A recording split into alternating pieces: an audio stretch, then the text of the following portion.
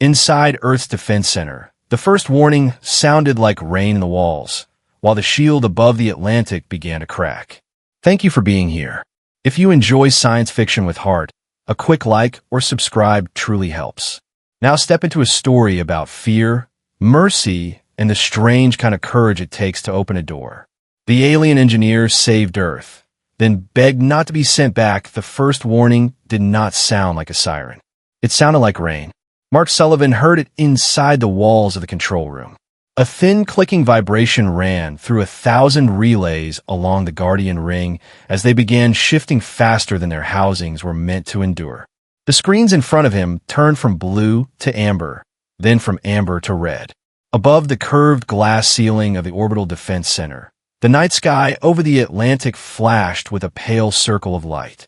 The shield around Earth was visible from the ground only when something was wrong. Tonight, every person on the eastern coast could look up and see it cracking like ice. Load spike on the southern arc. A technician called from the lower deck. 17% over-tolerance. Cut non-essential traffic through the Lagos line. Mark said. His voice stayed level. Move civilian station links to backup channels. Do not dump charge into the atmosphere. A younger engineer turned too fast in his chair. If we do not dump, the arc can burn inward. If we dump now, it burns through 3 weather towers and half the coastal grid. Mark said, hold the charge. Give it somewhere safer to go. He leaned over his console, his left hand braced against the edge, his right hand moving through command layers by muscle memory. Mark had spent 14 years with the Guardian Ring. First as a field repairman on orbital stations, then as an emergency systems officer, then as the man people called when the sky itself began to fail. He knew the shield as a map of decisions, not a miracle. Every line of light above Earth had cost something. Every patch had a history. Every stable reading was a promise renewed by people who did not sleep enough. Tonight, the promise was failing. A storm from deep space had struck the outer ring 40 minutes earlier. It was not a natural storm, at least not one any human model had predicted. It arrived as a rolling wall of charged particles, silent, invisible, and too organized to be dismissed as weather. The Guardian Ring had absorbed the first wave, then a second, then a third. The fourth wave found old damage. Atlantic Arc is slipping again, said Dana Cho, Mark's deputy on the main floor. If we lose it, low-orbit stations get direct radiation. How many people? 6,000 in stations.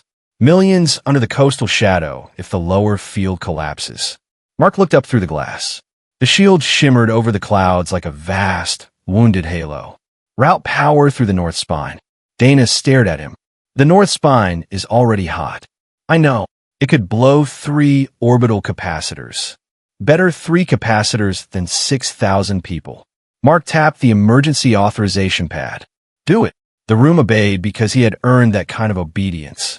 Not by speeches, not by rank alone, by being right often enough when there was no time to explain. The Guardian Ring brightened. The crack above the Atlantic slowed, then held. For 4 seconds, the room breathed. Then a black thread appeared inside the system map. It was thin at first, no wider than a data line, crawling through the shield architecture from an external source. It did not match any Earth protocol. It bypassed 2 firewalls, touched the cracked southern arc, and began rewriting a stabilizer routine Mark had been fighting for the past 10 minutes. Foreign code in the ring, Dana snapped. Source is orbital. Unknown vessel. Isolated, said the security officer at the back wall. No, Mark said. The officer turned. Commander, it is already inside our shield. I said no. Mark enlarged the code stream. It moved too quickly for ordinary sabotage. It corrected pressure points before the system reported them. It was not trying to open a hole. It was doing what Mark had been trying to do, only faster and cleaner. Dana saw it too. Her face changed. It is balancing the southern arc. Mark watched the black thread split into 6 smaller streams. It vented, charged into dead segments of the ring, sections no human team had used since an old meteor strike. It was dangerous. It was brilliant. It is saving us, Mark said. Source confirmed. Another technician said. Meridian Star. Cargo transport under customs hold. parked in low orbital lane 6. The Meridian Star had arrived 2 hours ago from a galactic trade corridor, carrying machine parts and sealed industrial containers. Its captain had protested the hold, claimed diplomatic transit, then gone silent when Earth inspectors asked why 3 cargo bays were shielded against biological scans. Now, someone aboard that ship was inside Earth's last defense. Keep the code in a sandbox, Mark said. Let it work where it is already working. Block it from command authority. Dana Svalat. That is a narrow road. Then walk it narrow. The storm struck again. The building shook, not from sound, but from the ring drawing power through every grounded anchor across the planet. Mark felt it in his teeth. The black code flared. For one terrible moment, every screen went white. Then the southern arc stabilized. The red alarms dropped to amber. The crack above the Atlantic dimmed until only a faint scar remained in the sky. Around the control room, no one cheered. They were too stunned, too aware that they had just been saved by a hand they could not see. Mark straightened slowly. Trace the operator, he said. Still, on Meridian Star. Open a channel. No response. Then send a boarding team. Medical first. Security second. The security officer blinked. Medical. Mark looked at the code, still pulsing in the corner of his screen. There was a rhythm to it now. Not machine rhythm. Not fully. It hesitated where a person would hesitate. It hurried where a person was frightened. Whoever did that was locked in a cargo bay during a shield collapse, Mark said. Bring a medic. The boarding feed came on his wall 6 minutes later. Earth security moved through the Meridian Star with cutters, lamps, and rifles pointed low. The ship's captain argued from the corridor, a thin gray alien with polished cuffs and a voice like paperwork. He kept repeating that Bay 7 contained registered infrastructure equipment and that Earth had no authority to open it. The cutter burned through the lock. The door came free with a hiss. Inside was not equipment. A man-shaped alien crouched on the floor beside a cracked service console, one hand still pressed to the interface pad. He was tall but folded in on himself, as if life had taught him to take up as little space as possible. His skin was pale silver under the harsh lights. Fine lines glowed beneath it, red and blue, running from his wrists up his arms and along the side of his neck. They were not tattoos. They were implants. Some were smoking. His eyes were dark, wide, and painfully awake. Do not touch him yet, the medic said. His nervous system is spiking. The alien tried to stand. His legs failed. The ship's captain pushed forward. That unit is under Core Systems Authority registration. Return it immediately. Mark, listening from the control room, felt the temperature leave his own voice. Say that again. The captain looked toward the camera. Commander Sullivan, you have interfered with protected infrastructure personnel. The unit must be restored to custody. The alien heard the word custody. He dragged himself away from the captain with such raw terror that the medic dropped to her knees in front of him. No one is taking you yet, she said. The alien looked past her, directly into the camera on the lead officer's shoulder, as if he knew Mark was on the other side. His mouth trembled before sound came. Please, he said in clear but broken English. Do not send me back. No one in the control room moved. The Guardian ring still glowed, wounded above Earth, and millions of people below it were alive because of the alien in that bay. Mark pressed the transmit key. This is Mark Sullivan, Guardian Ring Command. Bring him to Earth medical custody. Not ship custody, not cargo custody, human medical custody. The captain's face tightened. You do not understand what you are holding. Mark looked at the alien shaking on the cargo bay floor. I'm starting to. The alien's name was Tovin Vale. He said it only after the doctors on the ground removed the smoking contact plates from his palms. They cooled the burned skin beneath and gave him water in a cup he was allowed to hold himself. Even then, he looked at the cup as if it were a test. You can drink, the doctor told him. Tovin took one careful sip. Mark stood near the door of the medical room, not too close.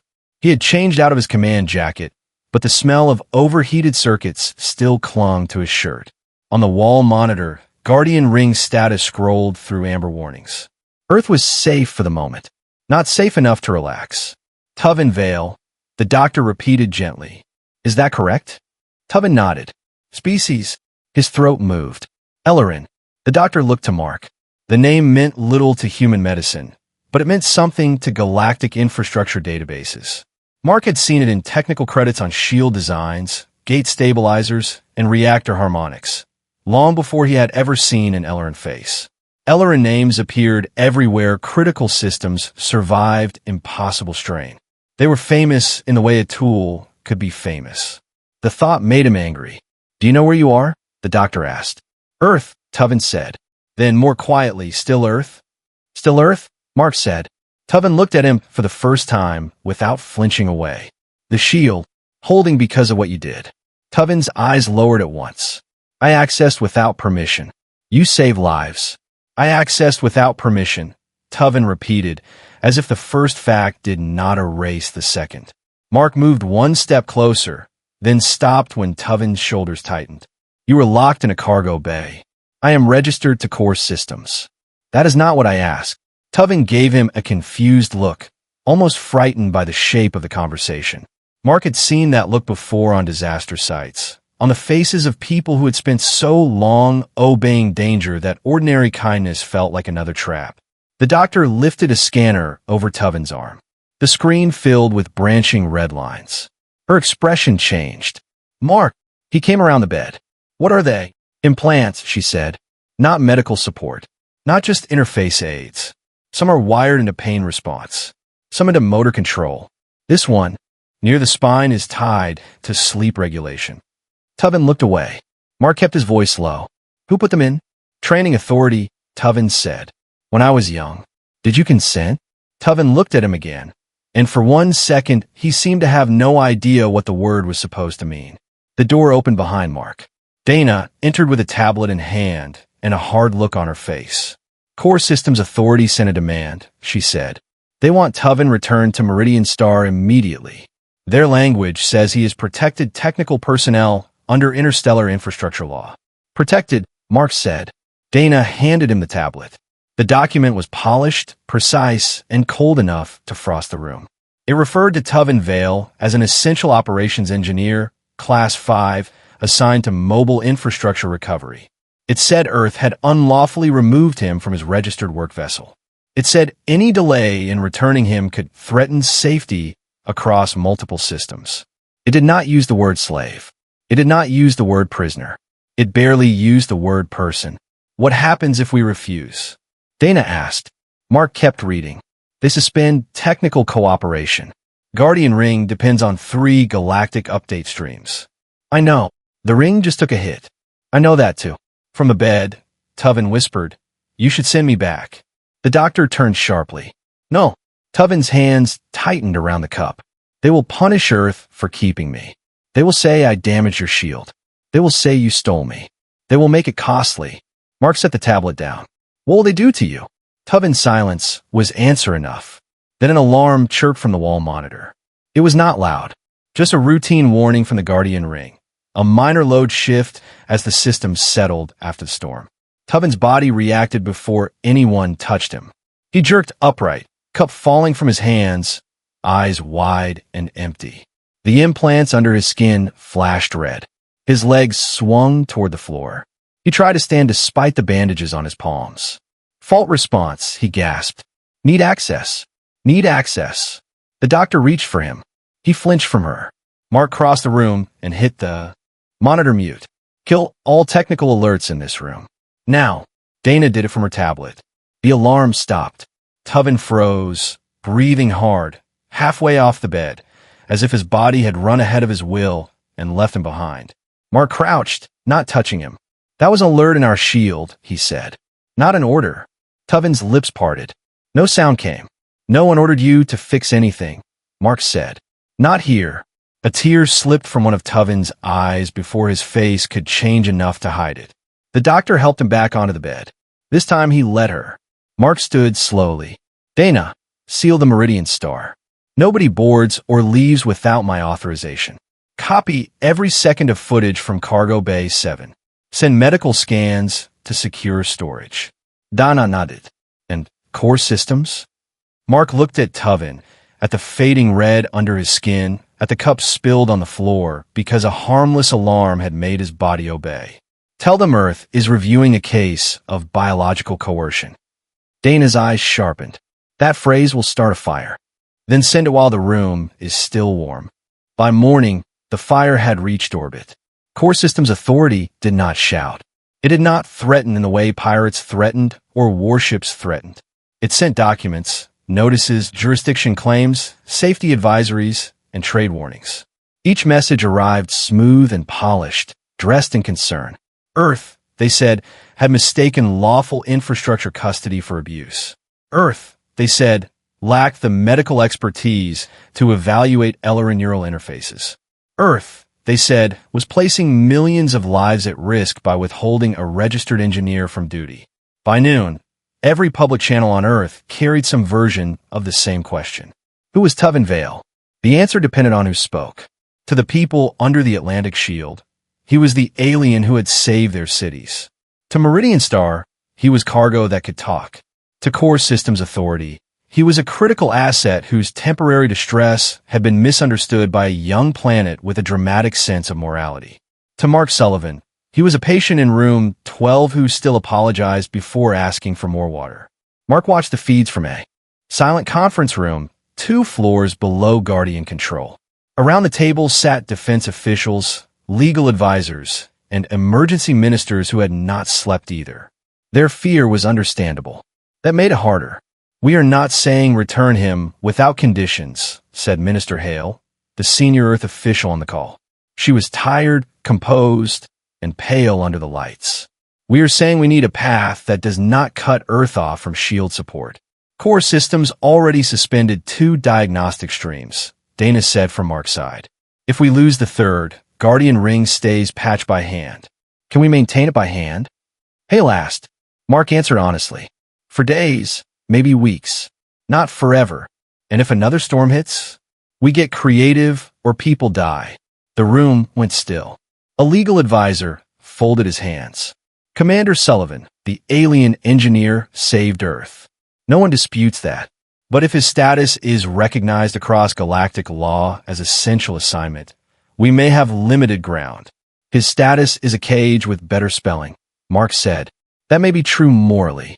Legally, it is not simple." Mark looked at the advisor. There is a device in his spine that makes him stand up when a machine cries for help. No one answered. He was locked in a cargo bay. His palms were burned to the interface plate. His contract says he cannot refuse emergency work. His medical scans show pain triggers tied to compliance.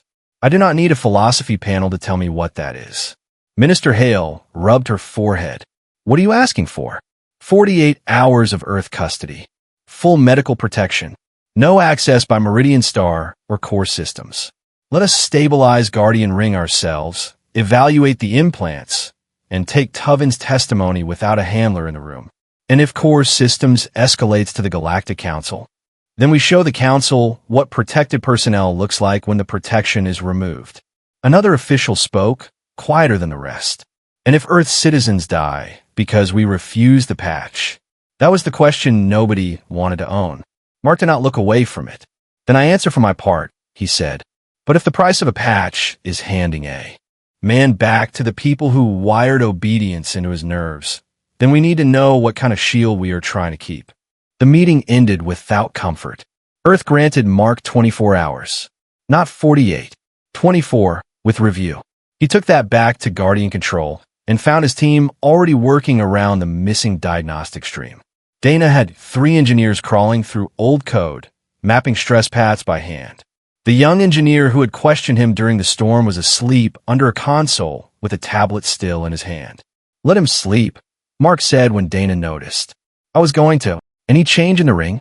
"Stable but ugly, like a bridge after a flood." Dana hesitated. Medical called. "Tovin is awake." He asked whether the shield needs him. Mark closed his eyes for half a second. Of course he did. He found Tovin sitting up in bed, wrapped in a gray blanket, watching the silent status monitor as if it were a predator pretending to sleep. The doctor had dimmed the room lights. The red glow under Tovin's skin had faded to a dull ember along his wrists. "You asked about the shield," Mark said. Tovin nodded. "I can help. That is not what I came to ask." Tovin looked confused again. Mark pulled a chair near the bed, leaving enough distance. I need to understand what core systems will do if you are returned. Tovin's fingers tightened in the blanket. They will recalibrate me. What does that mean? Tovin swallowed.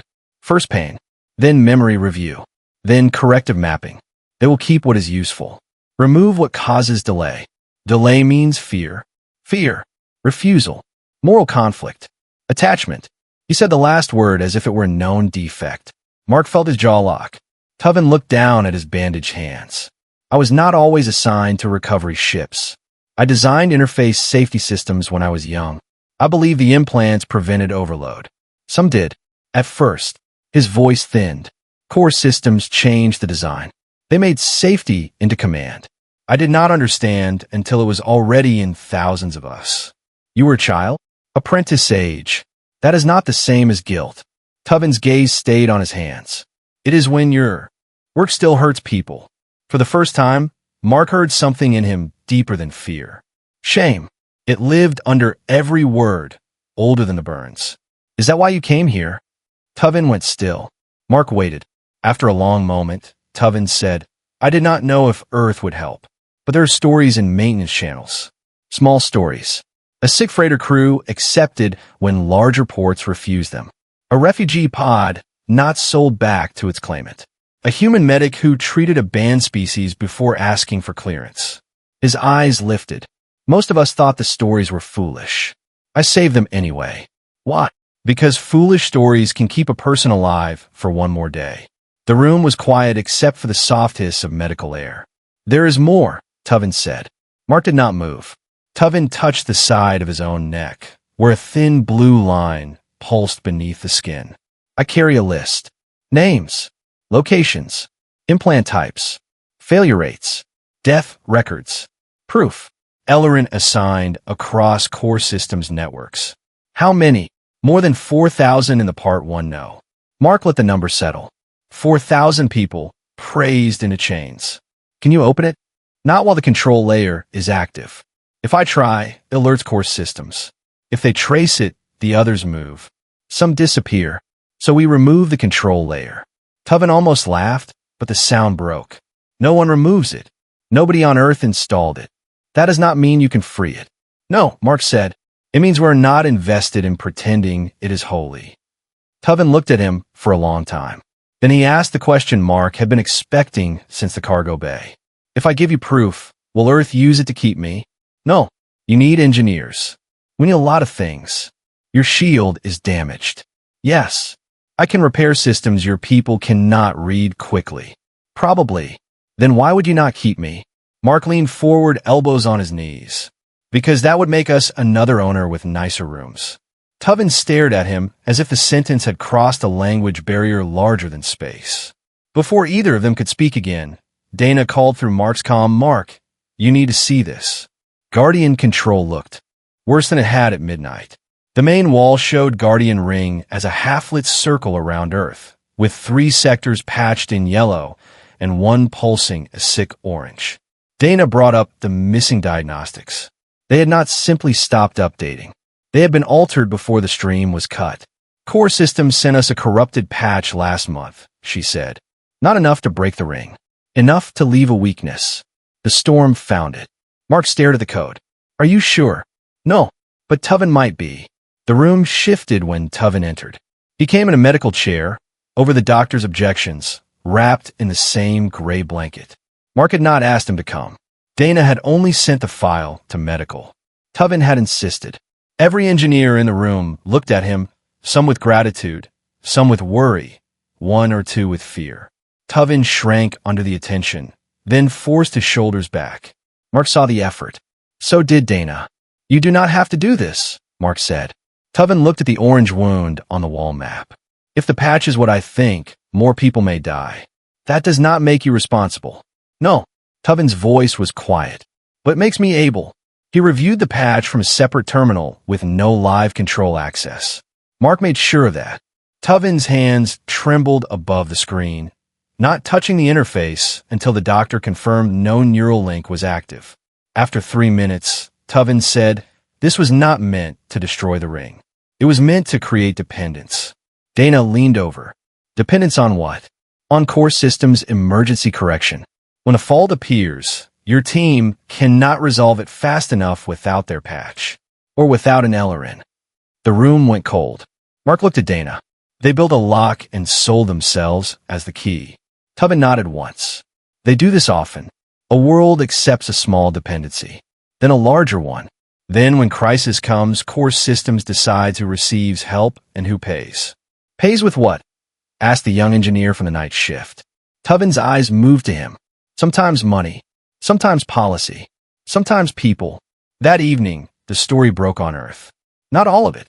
Mark did not release Tovin's private data. He released the corrupted patch, the cargo bay footage, and medical confirmation that Tovin's implants responded to forced compliance signals. It was enough. For 3 hours, public opinion tore itself in half. People along the Atlantic coast lit candles and held signs with Tovin's name. Others demanded that Earth stop provoking a galactic authority it could not fight. Commentators asked if one alien's freedom was worth risking the planetary shield. Survivors from the low-orbit stations sent messages thanking the unknown engineer who had kept them alive. Trade councils warned that Earth could lose access to supply corridors. Core Systems Authority responded with flawless calm. It accused Earth of emotional manipulation. It accused Mark Sullivan of unlawful detention. It accused Tovin Vale of instability caused by human interference.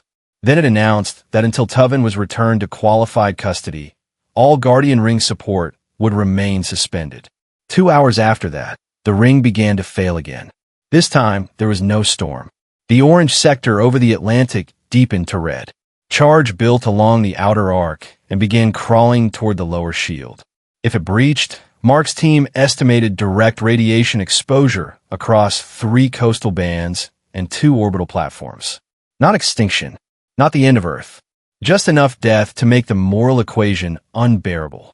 Mark stood in the control room, reading the failure path. Dana spoke softly beside him. This is the corrupted patch opening all the way. How long? 3 hours before the lower field starts peeling. Maybe less. Can we fix it? We can slow it. That was not my question. Dana is maut taithant. Not fast enough. Everyone knew where the faster answer was. Tovin sat in medical with the knowledge in his head and the chains in his body. Minister Hale called within minutes. This time there were no legal advisors on screen, only her tired face and a room full of people behind her trying not to look scared. Mark, she said, Core Systems is offering the patch in exchange for return of technical personnel. No. Listen to the whole offer. No. Commander. Mark kept his hands flat on the console. They created the fault. We do not have proof strong enough for the Council yet. We have enough to know what they are doing. And I have cities under a weakening shield. Hale's voice cracked for the first time, then steadied. I'm not ordering you to return him, but I need a solution. Mark looked up at the sky map. The red sector pulsed like an infected wound. You will have one, he said. He ended the call before she could ask him what it would cost. Tovin was already awake when Mark entered medical. The doctor stood between him and the door like a guard. I heard, Tovin said. Then you know the ring is in trouble. I can fix it. Mark nodded. Maybe. Not maybe. I can. You may also die trying if Core Systems triggers your implants while you're linked. I know. Then you need to hear me clearly. Mark stepped closer, stopping at the foot of the bed. Earth will not send you back if you say no. Tovin stared at him. Mark continued. If you do not want to touch Guardian Ring again, you do not have to. We'll try another way. It may fail. People may blame you. They may blame me. Core Systems will use it against us. But you do not owe Earth your body. Tovin's voice came out almost soundless. If people die, that is not a debt you created. I can stop it. You can choose to help. That is different. Tovin closed his eyes. The lines under his skin flickered faintly, as if his own body disliked the conversation. When the alarm sounded in my room, he said, I stood before I wanted to. I was already moving. I hate that I moved. I know. No, Tovin said, opening his eyes. You do not. But you stopped the alarm. Mark waited. You did not tell me I was important, Tovin said. Everyone says that. You told me I was not ordered. The doctor looked away. Tovin pushed the blanket from his knees. His legs were still unsteady, but he sat upright. I will help. Mark did not answer quickly. Tovin, I am choosing this, Tovin said. The words were simple. They landed in the room like something heavy and sacred. Say it again when we record the consent, Mark said. Not for their law, for yours. They moved Tovin to Guardian Control in a medical rig designed to keep his implants isolated from external signals. Dana built a dead buffer between him and the ring's live command layer. The doctor placed blockers along his neck and wrists. 3 human engineers prepared to take overload paths manually, so Tovin would not be forced to carry the entire correction. Mark stood at the center console and addressed the room. No one connects Tovin directly to command authority. He advises. He designs. We execute through human hands unless he asks otherwise. If his vitals spike, we cut the link. A senior engineer stared at the red sector. If we cut the wrong second, the ring can drop. Then do not make it the wrong second. Tovin looked at the team around him. You are risking your people to reduce load on me. Mark turned. Yes, that is inefficient. Probably. Core systems would never do that. I know. For the first time, something almost like a smile touched Tovin's face. It was gone quickly, but Mark saw it. They began. Tovin read the corrupted patch like a person reading a crime scene. He saw where it had entered, where it had hidden, where it had waited for stress. He gave instructions in a quiet voice. Dana translated them into Earth protocols. Engineers opened manual gates. Power roared through old lines. Guardian ring brightened, then shook. Outer arc stabilizing, Dana said. Lower field still peeling, said another engineer. Tovin's eyes moved too fast. The patch is folding charge inward. You must invert the pressure before it reaches the ocean band. Ow! Route through the dead capacitors from last night. Dana looked at Mark. We burned those. Not all the way, Mark said. Do it. The room obeyed. For 20 minutes, they pulled Earth back from the edge by inches. Then Tovin screamed. Not loudly. That made it worse. It was a short, broken sound cut off by his own teeth. The lines under his skin flashed red. His hands clenched so hard the bandages tore. The doctor shouted, external signal. Is hitting the implants. Dana's screen flared. Core systems is broadcasting through the old diagnostic channel. Block it, Mark said. Trying. Tovin bent forward, gasping. It is forcing speed. It wants full link. Cut him out, the doctor said. If we cut now, the lower field drops, Dana said. Mark looked at the wall. Red spread toward the coastal band. He looked at Tovin, shaking in the chair, fighting his own nervous system. Tovin, Mark said. Can you hear me? Tovin forced his head up. Do you want out? The room went silent except for alarms. Tovin's face twisted with pain. He looked at the red shield map, then at the doctor, then at Mark. Not out, he said, but slower. They're making me burn. Mark turned to Dana. We take the load. Dana understood and went pale. Mark, that means manual overload on the human side. How many stations? 6. Do it. The senior engineer swore under his breath, then strapped his hand into a manual control rig. 5 others did the same across the room. The rigs were old emergency hardware, designed for moments when automation could not be trusted. They allowed human operators to absorb timing variance through direct neural feedback. Safe in short bursts. Dangerous under sustained overload. Mark took the 7th rig himself. Dana grabbed his wrist. You do not need to be on the line. Neither do they. He locked his hand in. Pain hit like cold fire. It was not the same as Tovin's pain. Mark knew that. Not years of ownership. Not obedience burned into the body. But it was enough to make his vision narrow and his knees want to bend. Now, he said through his teeth. The human team took the pressure spike. Tovin's red implants dimmed from blazing to flickering. He sucked in air. They're still tracing the list, he said. What list? Dana asked.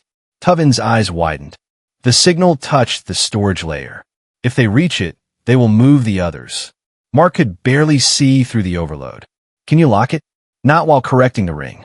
Tell me how. Tovin stared at him. You cannot read Ellerin nerve code. Then do not tell me the code. Tell me the shape. That was how they fought Core Systems Authority in the last 27 minutes of the crisis. Not with speeches. not with the council chamber watching. They fought with a half-broken shield above Earth, 6 engineers bleeding from their noses, Dana shouting timing calls, a doctor keeping Tovin conscious, and Mark Sullivan listening to an alien engineer describe the shape of a prison built into his own body. Fold the storage layer behind the consent phrase. Tovin gasped. Dana snapped. What consent phrase? Mark looked at Tovin. Tovin understood. His voice shook, but he said it clearly. I'm choosing this. Dana entered the phrase as a lock header, not as law, not as propaganda, but as a key. The system accepted it because Tovin's own neural rhythm accepted it. The hidden list vanished from core system's reach. Guardian ring steadied. The red sector turned amber, then yellow, then a trembling blue. Across Earth, people looked up and saw the scar in the sky begin to heal. Mark kept his hand in the overload rig until Dana pried it free. His palm was blistered. 2 engineers had collapsed. Tovin sat shaking in the medical chair, alive, conscious, and crying without sound. The doctor moved to him. This time, when she touched his shoulder, he did not flinch. The first message from Galactic Council arrived 11 minutes after the ring stabilized. It requested immediate suspension of all actions involving protected infrastructure personnel. The second message arrived 4 minutes later. It demanded that Earth surrender Tovin Vale to neutral custody, pending review. The third message never reached Guardian control. Dana blocked it with a tired, savage joy that made 3 engineers laugh despite the pain. Mark was in medical, getting his hand wrapped when Minister Hale arrived in person. She looked older than she had on screen, which somehow made him trust her more. You look terrible, she said. You should see the ring. I did. The coast is alive. Then I will take terrible. She sat across from him. For a moment, neither of them spoke. Core Systems offered a settlement, Hale said. Mark did not look surprised. Tovin remains on Earth for medical recovery. Earth issues regret for jurisdictional confusion. The data recovered from his implants is sealed and returned to Core Systems for internal review. No, you do not know the rest. Yes, I do. Halit slowly. They restore our support streams. Full access. Emergency upgrades. Trade pressure ends. Council review becomes procedural. And the other Ellerin disappear. Hale's face hardened. I did not say we would accept. No, you came here to see if I would make it easier for you. That should have angered her.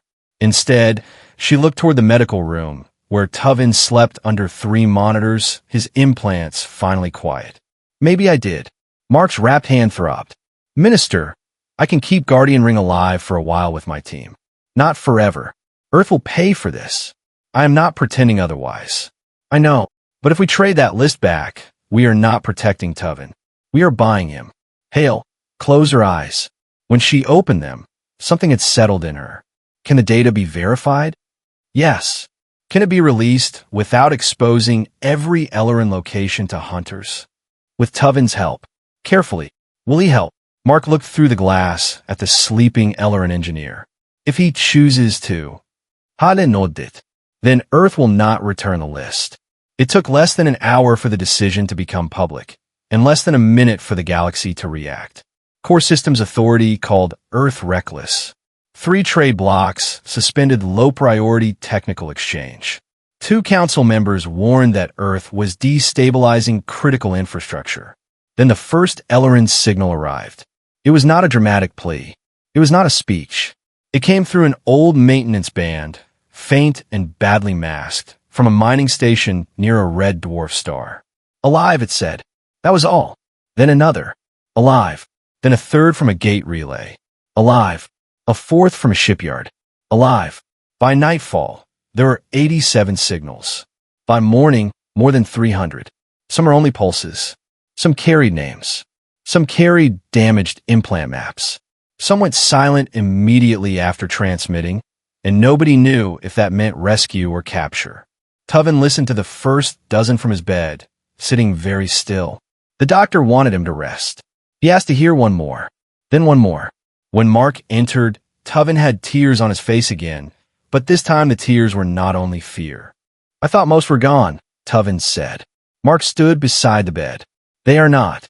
Some will be punished for sending. Yes. Tovin turned to him. Then you must not make this only about me. We will not. Core systems will say Ellerin cannot survive without assignment. They will say we panic when removed from systems. They will say we need control. What do you say? Tovin looked down at his hands. The bandages were clean now. I say some of us will panic.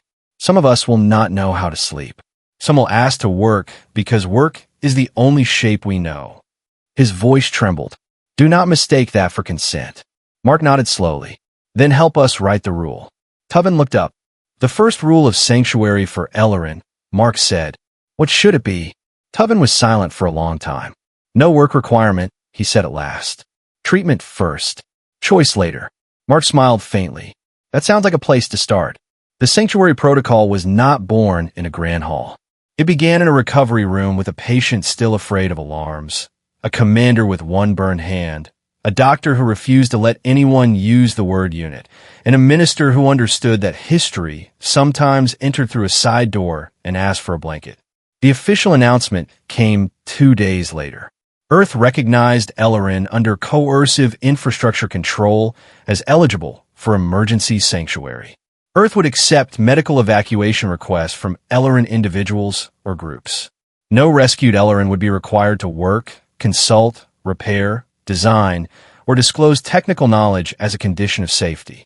Any implant capable of force compliance would be treated as a device of restraint. Any ship carrying Ellerin under disputed custody would be subject to humanitarian inspection in Earth-controlled space. Core Systems Authority called it theft. Mark called it a door. Guardian Ring remained fragile. Everyone knew it. Earth paid for the decision immediately in delayed shipments, frozen technical channels, and a new wave of fear on public feeds. But something else happened too. The people who had watched the shield heal over their homes remembered whose hands had helped heal it. Families from the coast sent blankets to the recovery wards. Engineers sent old Earth tools with notes saying no one had to use them. Children sent drawings of the Guardian Ring as a blue circle with a small figure standing beneath it. Tovin did not understand the drawings at first. They think I am a hero, he said uneasily. No, Mark said, looking at one taped to the wall. They think you are someone who should be safe. The first Ellerin evacuation ship arrived under cover of a meteor storm 6 days after the announcement. It was not a ship built for passengers. It was a service crawler, the kind used to inspect heat vents on industrial stations. Its hull limped into Earth space with 3 failing engines and no legal flight plan. Core Systems drones followed at a distance, broadcasting claims of stolen personnel. Guardian Ring opened a narrow blue corridor. Mark stood in command with his injured hand strapped and his eyes on the incoming vessel. Core drones are requesting intercept authority, Dana said. Denied. They say the crawler is carrying unstable infrastructure personnel. Then we had better get them stable. The crawler crossed the shield line. For the first time in recorded galactic procedure, an Ellerin vessel entered sanctuary space without being assigned to a work site. There were 12 people aboard, 3 adults, 9 children, all with implant scars. Tovin watched for medical, not allowed in command yet, and covered his mouth with both hands when the children appeared on the feed. No one asked them what systems they could repair. The doctors asked where it hurt.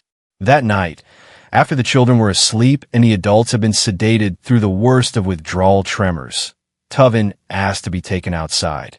Not far, just to an observation balcony beneath the medical wing, where the air was cold and smelled of rain. Mark went with him because the doctor allowed it only if someone steady walked beside the chair. Above them, Guardian Ring glowed faintly. Most of the world could not see it anymore. The shield had returned to its quiet work. But from the defense center, through certain angles of the atmosphere, it still showed as a thin blue curve. Tovin looked up for a long time. I spent my life inside systems like that, he said, listening for failure, waiting for alarms, measuring my worth by how quickly I could stop disaster. Mark leaned on the railing. Hard habit to break. I do not know what I am without it. You do not have to know tonight. Tovin's fingers rested on the blanket over his knees. Core Systems used to say Ellerin hands were born for the work. What do you say? Tovin looked at his hands. I say they are tired. The next morning, The final control layer in Tovin's implants was disabled. It was not dramatic. No flash of light. No grand declaration. A doctor entered a sequence Tovin had approved, Dana monitored the signal wall, and Mark stood where Tovin could see him. The red lines under Tovin's skin faded one by one, like coals going dark after a long fire. When the last line went dim, Tovin inhaled sharply. The doctor leaned in. Pain. Tovin shook his head. Numbness. Another shake. What do you feel? Tovin opened his mouth. He could not answer at first. Then he whispered quiet. Later, an aide brought him a recovery form. It was written in plain English and Ellerin script, checked by Tovin himself the night before. At the top, it said he could choose one or more options and change his mind at any time. Medical rest, private counseling, family search, technical work, limited hours. Technical work, emergency only. No work yet.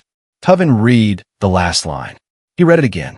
Mark stood by the window, pretending not to watch too closely. Tovin held the pen above the page.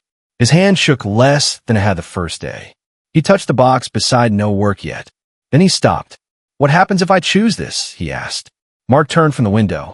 Outside, the morning sun caught the faint curve of Guardian Ring in the sky. Then you do not work yet. For how long? Until you choose something else. And if I never choose engineering again? Then we find out who you are when nobody owns your hands. Tovin looked at him for a long moment. Then he marked the box. No alarm sounded. No implant während. No captain came through the door. No authority declared him in breach. The room remained quiet. Tovin lowered the pen as if it weighed more than any tool he had ever held. His face did not change much. He did not smile. He did not make a speech. He simply sat there, breathing in the silence that had once seemed impossible. Beyond the window, the shield he had saved curved around Earth. For years, shields had meant duty to him. Emergency. Pain. The demand to be useful before he was allowed to be alive. Now a shield meant something else. It meant there was a place in the galaxy where a person could arrive burned, frightened, guilty, and empty-handed, and someone would still open the door. It meant a world could be afraid and still refuse to become cruel. It meant the last sanctuary was not a planet with perfect laws or perfect people. It was a choice made again and again by people who understood the cost and opened the door anyway. Tovin sat beneath Earth's wounded blue sky, with Guardian Ring shining faintly above him. And for the first time since childhood, no part of his body was waiting for an order. And maybe that was the real miracle Earth gave him. Not a shield, not a title, not a place on some grand stage. Just a quiet room, an open sky, and the right to stop being useful for a while. Because a sanctuary is not a place that asks what you can offer before it lets you breathe. A sanctuary is the hand that opens the door when every other world has locked it. And on that day, Earth did not save Tovin because he was brilliant. Earth saved him because he was alive. If this story stayed with you, please give the video a like, share it with someone who loves science fiction with heart, and subscribe to the channel for more stories about humanity standing where the galaxy refused to stand. Thank you for listening, and I'll see you in the next story.